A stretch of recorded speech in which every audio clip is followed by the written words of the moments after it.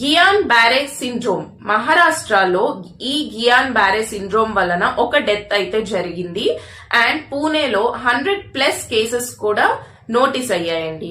అసలు what is this GBS, Guillain Barre syndrome? So ఈ Guillain Barre syndrome అన్నది ఒక ఆటో ఇమ్యూన్ డిజార్డర్ అండి. ఆటో ఇమ్యూన్ డిజార్డర్ అంటే ఆటో అంటే సెల్ఫ్. సో మన ఇమ్యూన్ సిస్టమ్ అన్నది జనరల్ గా చూసుకున్నట్లయితే బయట నుండి ఏదైనా ఫారెన్ పార్టికల్ వచ్చినా లేదంటే బ్యాక్టీరియా, వైరస్ ఏదైనా మన బాడీకి హార్మ్ చేసే ఫారెన్ పార్టికల్స్ వచ్చినప్పుడు ఈ ఇమ్యూన్ సిస్టమ్ అన్నది ఇన్ రెస్పాన్స్ వాటిని కిల్ చేయటం గాని ఎలిమినేట్ చేయటం గాని చేస్తుంది.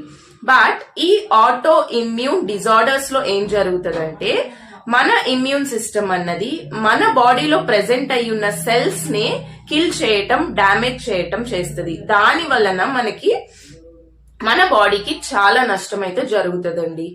ఈ GBS లో మన ఇమ్యూన్ సిస్టమ్ అన్నది మన పెరిఫెరల్ నర్వ్ సిస్టమ్ మీద అటాక్ చేస్తుందండి.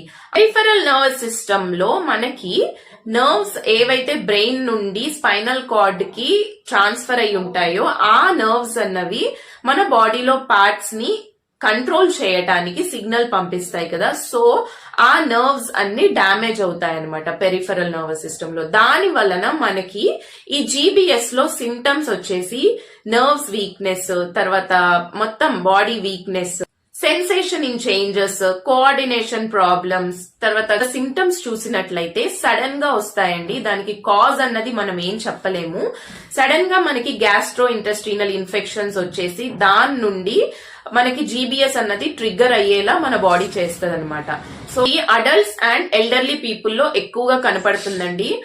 సో అది కంటాజియస్ అండ్ హెరిడిటరీ అయితే కాదండి. దాని మీద ఇంకా స్టడీస్ జరుగుతూనే ఉన్నాయి, అసలు అది ఎలా స్ప్రెడ్ అవుతుంది ఏంటి కనుక్కోవడానికి.